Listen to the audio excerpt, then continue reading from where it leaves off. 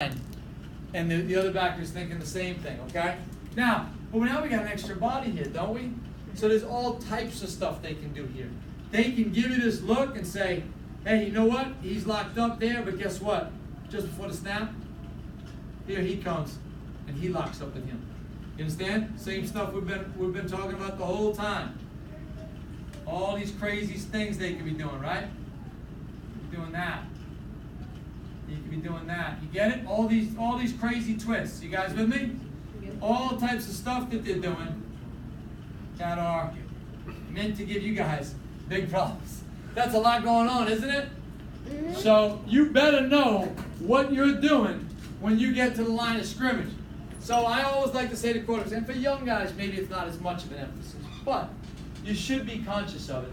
So we already talked matchups, but now we got to say when we really get combo coverage, and especially zero, straight man coverage, we got to have a solution. So if you're getting to the line of scrimmage, especially as you get a little bit older, how many guys going into 7th grade? 8th grade? No 9th graders, you're obviously. So you guys are right on the cusp of where you're going to start to see it, and maybe already are seeing some of this stuff. So you have to know a solution. So not like a wise guy, but like a real honest question. It's okay for you to go to your coach and say, I don't know exactly what we're doing when we see blitz action pre-snap. Ask them, all right? And get a solution from them. What are some of the solutions we can come up with in this room right now? Raise your hand. Find a mismatch. That's the first one we said. Let's find number 62. There he is. This guy is a really good athlete. On my team, this guy's a really good athlete. He's a dude, right? He's a senior. He's a big dude. And he can run like a wideout. I would love to see him line up on number 62, okay? Find a mismatch. What else? What else can we do that slows down a blitz or deals with a blitz? The open field. Open field? Yeah, I mean, you got lots of open field, but that ties into the matchup a little bit. Who can get open right now and me just loft the ball up to him, right? So it's a good thought. Drop back a few steps. Drop back, get a little deeper, give by yourself one time?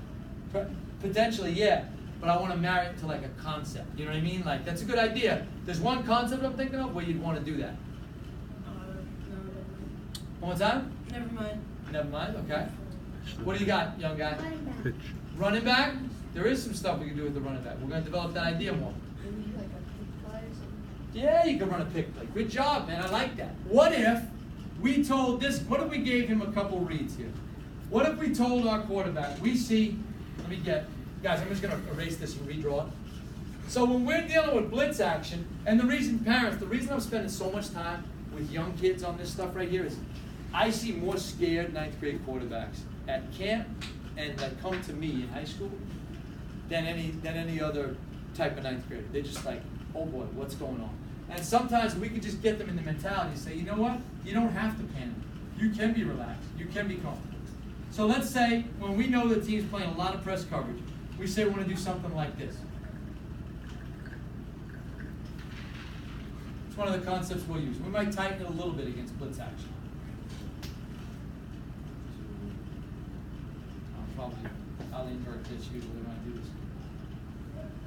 Jordan, you worked crossing routes, right? Yep. So let's just say I did something like this now. He said a pick play. So I'm going to tell you right away, I'm going to give a corner route, maybe a post, but a corner route typically to that guy there. For this guy, I'm going to give him a 10-yard dig. For this guy, I'm going to run him at 5 to 6 yards. Sound familiar, Jordan? At this guy, I'm going to run him at 4 to 5 yards. And they're going to create a pick. You can't purposely pick a defender because it's illegal on offense, but you can run your routes close together. And that winds up picking guys. Because if they're running man coverage, let's think about this. If they're running man coverage, he's going to chase him, isn't he? And if they're running man coverage, he's going to chase him, right? Yep. He's going to get up there with him, and he's going to chase him, right? Yep. So he's going to run with him. With these guys running so close together, these guys have got to, at some point, give a little bit of ground and get separated from the man they're defending, don't they? Yes. So it's a great call because now I'm going to tell my quarterbacks very simply, give them a really simple sequence of reads, and this is how it will look. So we're going to talk drops more this afternoon. But I'm going to tell my quarterback, the very first read is here. to the side of the concept, your first read is the deep guy. So off your in the gun, 1, 2, 3. If he's there, off the third step, throw that football. If he's not there, click up to the underneath crosser. So now it's 1, 2, 3, he's not there. Hitch up to see if he's there. He's not there. Adjust my feet to him. And if he's not there, adjust to him. Now, there's very rare that you're going to get to your 4-3, but it's a way to teach. So I'm going to look like this. Say, go. 1, 2, 3, not there. Click up, not there. Adjust your feet, not there. Adjust your feet. That's how it would go. You guys see that? So it's obviously an advanced concept. You don't have to worry about doing that right now. But it's a simple solution. Because now, they're going to think twice. If they keep getting picked, I'm going to tell you the ball that's going to be thrown more often than not. What ball do you think is going to get thrown more often than not? 2. This is going to be the ball right here, guys, okay? Because they're going to get picked so much. Some of the time, he's going to come open. But if it's not a real clean look, you're going to click up. This guy's going to be right there. As long as you're good with your feet and getting your points aligned, you're going to deliver him a ball, and he's gone. You guys with me on that? Yes. Pretty straightforward. All right, so that's one more solution. Give me one more solution that we might find to blitzers. To pressure. You're going to be like, oh, when I say it. What do you do to slow down the rush? Run. Maybe. You might. If you got a real good athlete, maybe you could. Run. You could, although if they're blitzing gaps, they might plug the run a little bit on you. Screen. Thank you. There it is. Screen pass, guys, all right? So if we're a team, especially in a passing situation, so let's say we're going to run a screen pass. We want to attack this area out here. And let's make it a traditional tailback screen. So this guy, the A, right? So we're going to do this. We're going to have our guys over here, kick, slide, and protect. Just like that. We're going to have these three guys to the side that we're trying to run the screen. We teach them kick, slide, 1. They're actually counting that in their head. They're going to say kick, slide, 1, and then they're going to release. And they're going to go pick up first man in their lane, first man in their alley. Kick, slide, 1. He's releasing.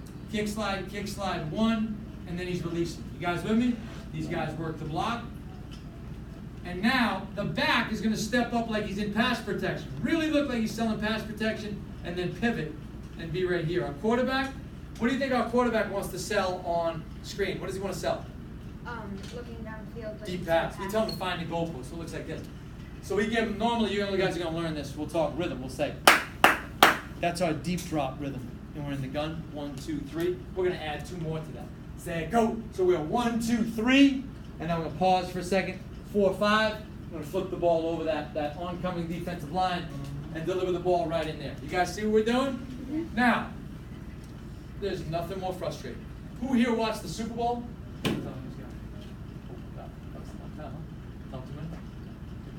Okay? Thank you. Now, you watch Super Bowl. First half, things didn't look good, did they? They were getting after Tom Brady. Over time, what happened to the Falcons' defensive line? Got tired. Got tired. The big boys ran out of gas, right? And so the thought here is that the thing that I liked about what Belichick and the Patriots did is they kept snapping the ball. And those 280-pound guys had to keep rushing, coming upfield. And it was like, you ever had your team start out real strong in a basketball game? And the fourth quarter guys are like this, like in the lane waiting for rebounds in the foul line, out in foul shots. Over time, you can wear people down a little bit, you know? And there's nothing more frustrating and demoralizing to a defensive lineman who thinks he just got a great burst on a pass rush, only to have some skinny guy like me just go like this right over his head and get a 20-yard gain and a first down by just flipping the ball over their head, okay? So that could be the dagger to a defense too, all right? So that's a good one. That's a good thought. Screen as well. Did you guys learn something from being in here today? Raise your hand if you feel like you learned something in the classroom today, okay? If anybody did, you can leave the session tomorrow, okay? All right, now, guys, we're going to get back out on the field. This is a short session, guys.